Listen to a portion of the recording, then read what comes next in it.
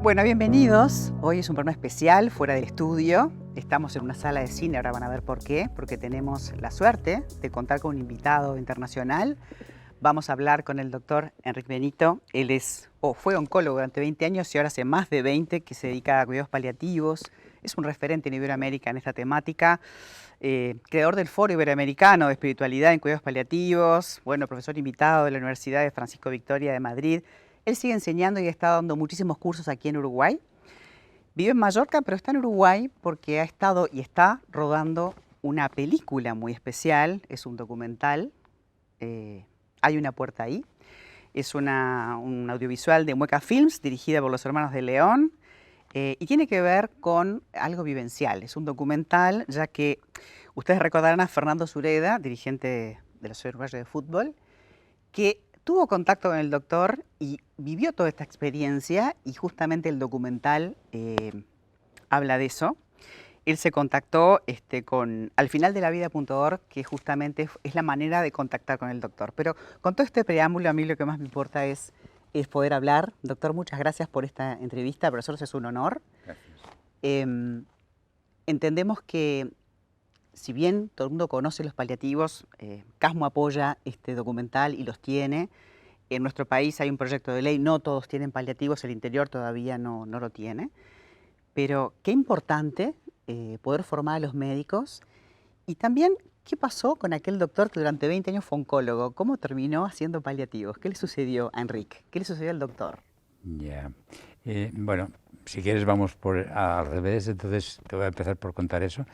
Yo a los 42, 43 años era un oncólogo que había triunfado científicamente, académicamente, profesionalmente, familiarmente, etcétera, etcétera, pero tuve una crisis existencial, una noche oscura del alma, una depresión, un burnout. O sea, tiene varios nombres esta experiencia.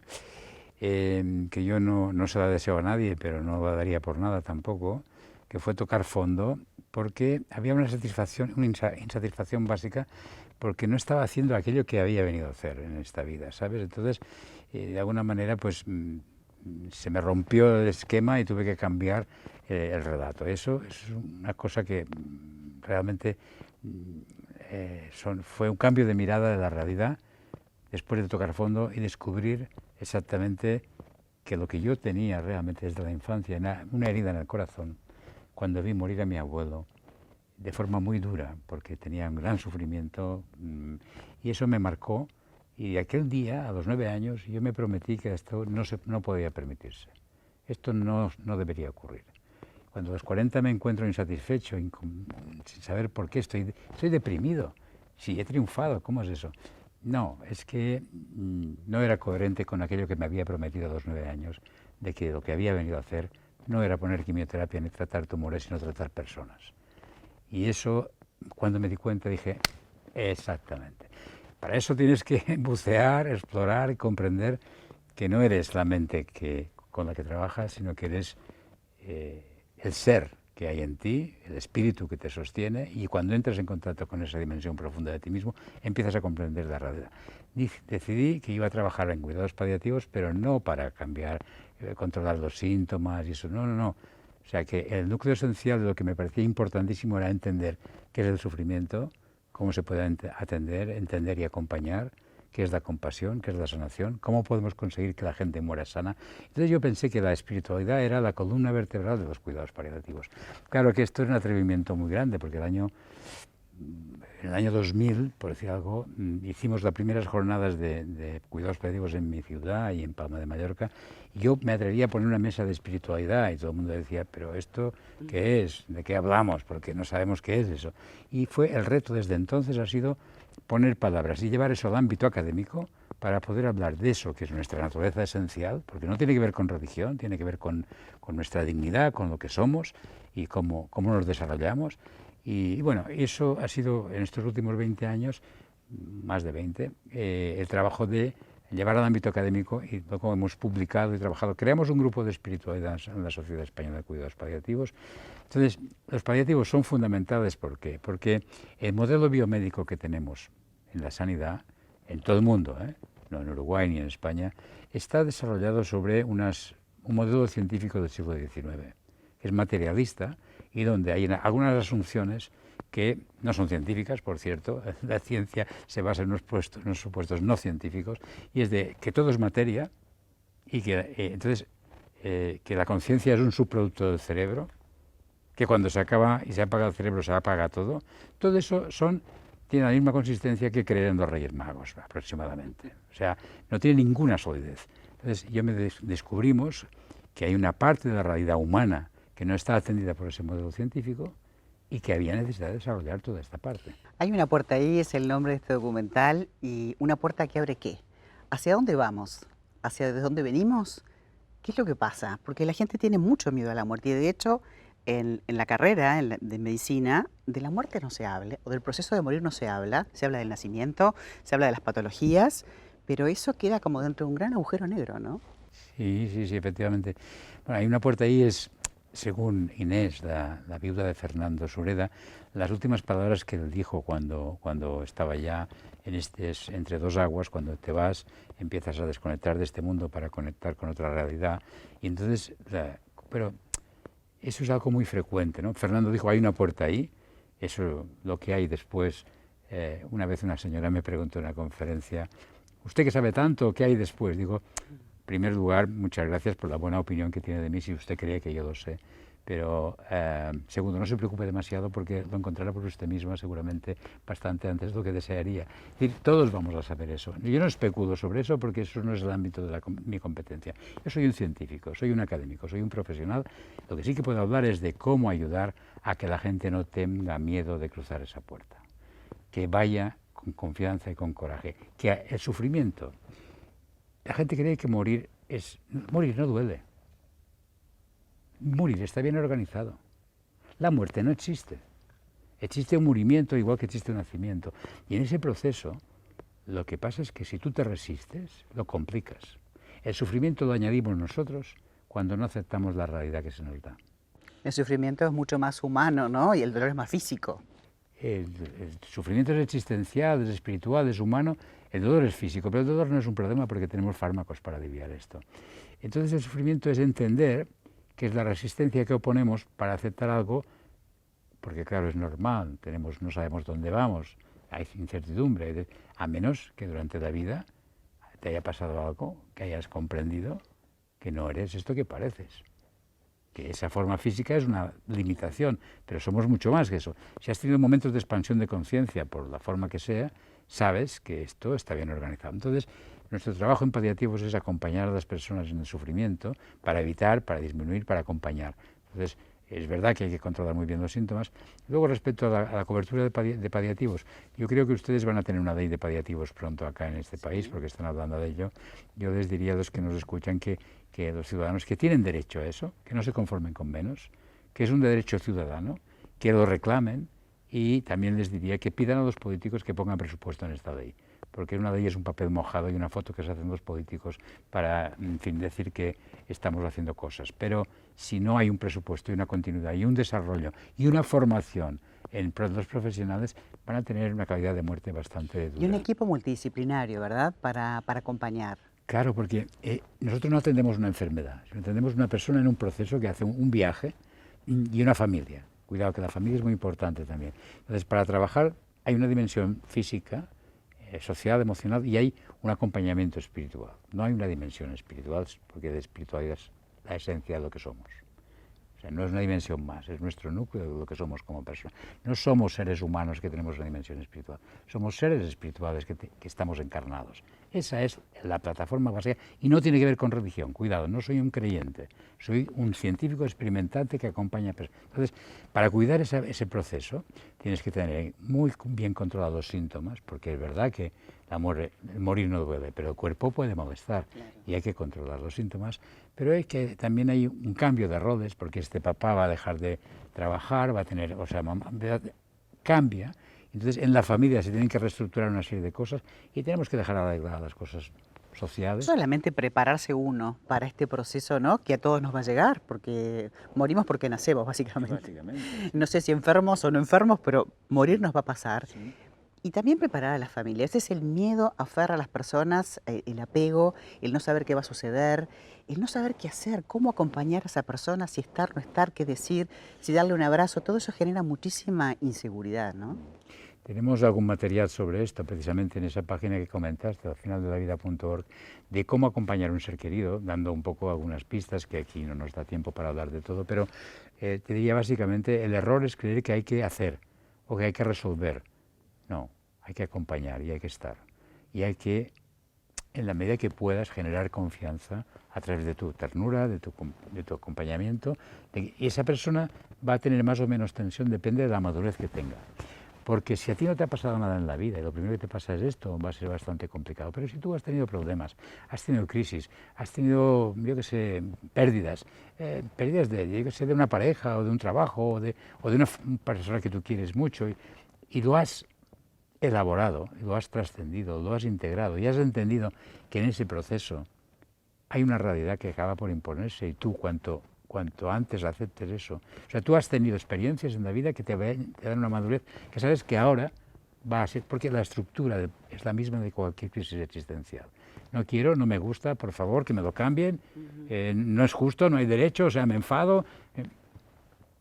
Me doy cuenta de que es lo que hay, lo acepto y wow, cambio mi comprensión de la realidad.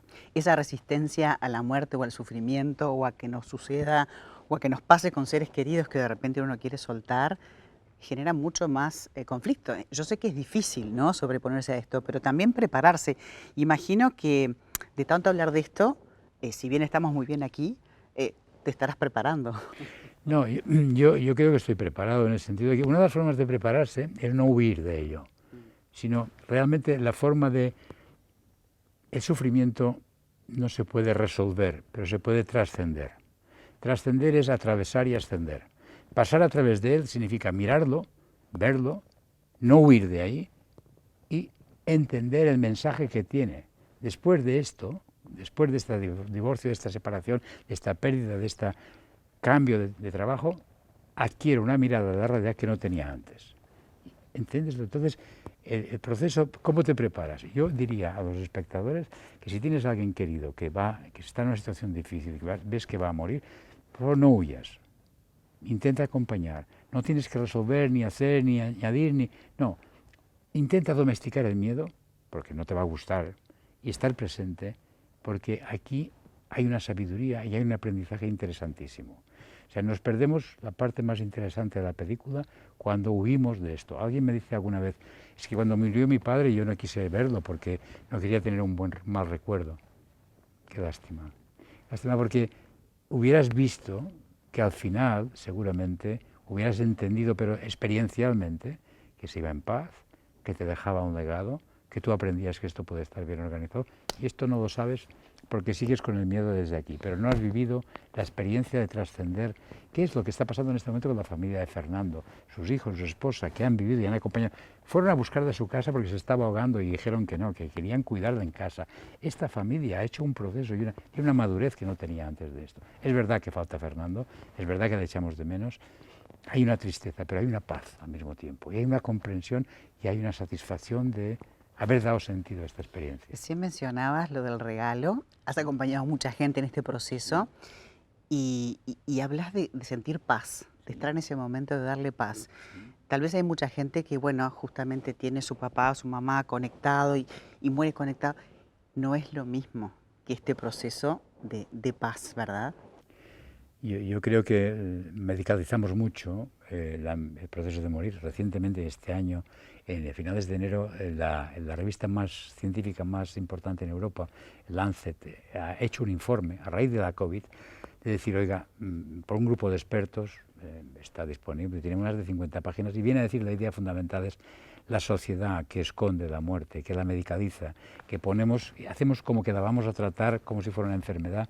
Aparte, creamos más sufrimiento, gastamos un montón de plata en eso, pero sobre todo nos perdemos la sabiduría que tiene el proceso. Es que la muerte no es una enfermedad, es un proceso, es algo que nos va a suceder a todos. Es como decía Borges, es una costumbre que tiene la gente, de forma graciosa, ¿no? Claro. ¿Qué has aprendido de todos tus pacientes? Bueno, lo primero tengo que darle las gracias porque me han enseñado que uno se puede ir en paz, con dignidad, con confianza, con coraje, siempre que haya vivido plenamente. Por lo tanto, esto es una maestra de vida porque te lleva a disfrutar de la vida, porque no sabes cuándo te vas a tener que ir. Y procura que te pille bien vivido. Y bien vivido no es solamente de una forma hedónica de buscar el placer, sino diría buscar el gozo. ¿El gozo en qué? Pues en ser coherente contigo, en hacer...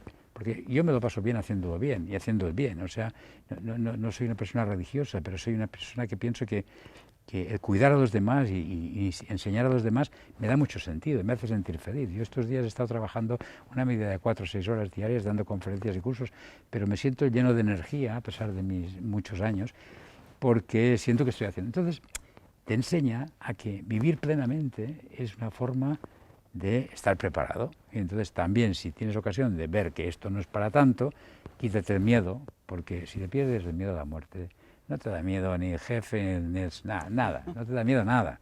Y vas por la vida.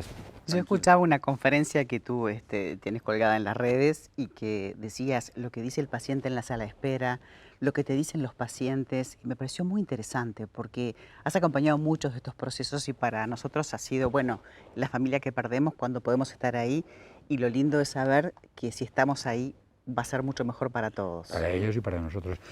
Porque, vamos a ver, hay una cosa que los humanos tenemos y es cuando perdemos algo que queremos mucho, esto se llama un duelo. Y el duelo es un proceso fisiológico y natural. O sea, yo no puedo ahora perder a mi mamá o a mi papá sin que a mí me sea indiferente. O sea, porque, entonces, ¿qué pasa? Que si yo huyo de esto y no me preparo porque no quiero verlo, yo a veces pongo de ejemplo de, imagínate una mujer que está embarazada y no quiere estar embarazada, y no quiere tener el hijo, no quiere que nazca, no quiere que se sepa que está embarazada. O sea, hay un sufrimiento ahí, en lugar de prepárate, porque el día que nazca, estate preparado. Entonces, cuando tú ves que tu familiar está yendo mal y las cosas van en mejor, que te acerques, estés con él, porque todo el tiempo que pasas acompañando y cuidando es tiempo que vas a dejar de llorar después. ¿Entiendes? Es un duelo que estás trabajando, esa pérdida, o sea, no le puedo cambiar, no le puedo añadir un día de vida, pero le voy a añadir mi tiempo, mi ternura, mi afecto, voy a estar con ella y cuando se va voy a tener la tristeza de echarla de menos, pero la paz y la satisfacción de haber hecho lo que debía hacer. A mí me gustó mucho lo que tú decías de que a veces en la escuela de medicina uno le enseña a despegar el avión, a manejar el avión, pero Sí. ¿cómo aterrizamos? ¿Aterrizamos con los paliativos? Claro, yo pongo la metáfora de decir que si fuera una academia de aviación donde a los médicos nos enseñan a despegar, pero no nos enseñan a aterrizar, y cuando la vida se acaba, imagínate que el piloto sale y dice, con el paracaídas y dice, nosotros de aterrizar no entendemos, y te dejas solo. Entonces, claro, ahí están los paliativos para decir, vamos a ver, vamos a tomar el mando y vamos a aterrizar un poco de una manera más suave, más dulce. Entonces, los paliativos estamos precisamente no para competir, ni simplemente para ayudar a acompañar ese proceso. Y para eso, decíamos, el equipo multidisciplinar, porque te quería comentar, las personas necesitan un psicólogo, un trabajo social. Y luego otra cosa que me he dado cuenta en la entrevista que tuve con Cotelo el otro día, que me dijo que aquí hay la idea, se ve que en el Parlamento alguien ha dicho esta mentira, en algún sitio, de que esos paliativos son muy caros. Perdón, todo lo contrario. Ahorran un montón de sufrimiento, pero un montón de dinero. ¿Por qué? Porque si haces como si fueras a curar la enfermedad, lo que haces es poner mucha tecnología, mucho aparato, mucha radiografía, mucho análisis. O sea, los médicos que no sabemos qué hacer con la muerte, yo a mis 35 años, para hablar de alguien conocido, hacía muchos TACs y muchas resonancias y ponía quimioterapia hasta el último momento para parecer que hacía algo, cuando yo sabía que no funcionaba aquello. Pero, ¿qué si no? ¿Qué íbamos a hacer si no, no? Y sin embargo, cuando tratas a la persona y quitas todo esto, tecnología, es mejor para la persona, mejor para el sistema, pero sobre todo ahorra un montón de recursos. Hay experimentos de eso. Inclusive quería comentar que, bueno, que en este documental Fernando en un principio había pensado y había impulsado el tema de la eutanasia, Sí. hasta que te conoció Sí. y conoció este proceso. Sí. Y aquí también hay una ley que se entró al Parlamento, pero la gente tiene una gran confusión de lo que es la eutanasia, lo que es una sedación, lo que son los paliativos. Todavía hay una gran confusión, por eso nos parece muy interesante que bueno, este documental llegue para que la gente conozca más de paliativos. Se habla, pero a veces no llegamos a los recónditos lugares del interior y nos parece buenísimo. Y por último decir también que yo pensaba que te habían llamado a ti para hacer la película, pero estuve escuchando de que a raíz del contacto con Fernando fue esta una idea de él. Claro. A ver, a través de Laura Ramos, que trabaja en el CASMU, yo creo que el CASMU tiene unos equipos de paliativos muy potentes, le correspondió, él vivía en Pinamar y entonces como era su paciente, entonces él, de alguna manera, él me conoció a mí a través de Laura, porque Laura le sugirió que viera alguno de los vídeos donde yo hablo de esto. Entonces él se enganchó con los vídeos, le gustó y le dijo a Laura, oye, dile a este gallego que quiero conocerle, porque era un hombre muy echado para adelante. Claro, no, y además, para la gente que no lo recuerda, él padecía ELA, o sea que es una enfermedad que realmente había un deterioro se progresivo. Exacto. De alguna forma él vino a decir, y yo dije, Laura, nos encontramos en Salta, en Argentina, en el año 2019, creo que en octubre, y me dijo, tengo un paciente, doctor, que me gustaría quiere conocerte y tal. Y digo, pues bueno, pues dile que me mande un... Yo en principio no tenía mucho interés, porque tengo mucho... Y le pregunté cómo se llama, y me dijo, Fernando Sureda. Digo, hombre, este es de mi pueblo, porque Sureda es de Mallorca, y yo soy mallorquín. ¿Y qué edad tiene? Dice, 70. Digo, pues somos la misma quinta. Un pariente. Sí, digo, pues dile que me mande un vídeo y nos vemos. Y él, el primer vídeo que me mandó era eso, es decir, doctor, yo estoy preparado para morir, pero ustedes los de paliativos no saben qué hacer con eso. A ver si... Desafiántelo. Sí, mucho. Pero bueno, a mí me gusta esto. Y yo, pues, al final me dijo algo como, bueno, ya lo verán en el documental, ¿no? Que me recuerda usted mucho a mi abuelo, que era de Mallorca. Bueno, al final, desafiante, pero echándome un cable para ayúdame, porque, ¿no? Entonces yo efectivamente me di cuenta de que era un hombre valiente, un hombre con coraje, pero que tenía un error de base, y es que él había identificado su dignidad con su autonomía física. Es decir, el día que me tengan que lavar el culo, yo ya no quiero vivir así. Entonces dije, te voy a enseñar que hay otra manera de ver la vida, y a partir de aquí empezamos a trabajar. Entonces nos vimos cada semana por Zoom, y yo le propuse si quería que grabáramos nuestras conversaciones, porque yo doy muchas clases y conferencias y cursos, porque me daba cuenta que había un material pedagógico para mis clases. Pero él dijo, no, vamos a hacer un documental. Y entender ese proceso, ¿no? Claro. Que es un proceso, en definitiva. Entonces él sugirió la idea y fue él que me dijo, tienes que conocer a Mueca porque es una gente estupenda que pueden hacer ese trabajo. Y entonces de aquí vino, y cuando él falleció yo le pasé todo el material a Facundo, a los hermanos Ponce de León, que han visto el material y han sido ellos los que han propuesto después. Pero fue una idea de Fernando, sí. Increíble. Doctor, para nosotros fue un placer, un lujo haberlo tenido en nuestro programa que se llama Buen Vivir, y de que lo que tratamos es que todos tengamos este buen vivir intenso y nos preparemos para ese proceso de la muerte que nos va a llegar, el morimiento, como así lo llama el doctor. Mejor que tengan paliativos para que les ayuden. Pídanlo, exíjanlo a los parlamentarios porque es un derecho que tienen, no se conformen con menos. Muchísimas gracias. Nos quedamos con estas palabras y mañana nos reencontramos poquito antes de las 10 de la mañana desde el estudio.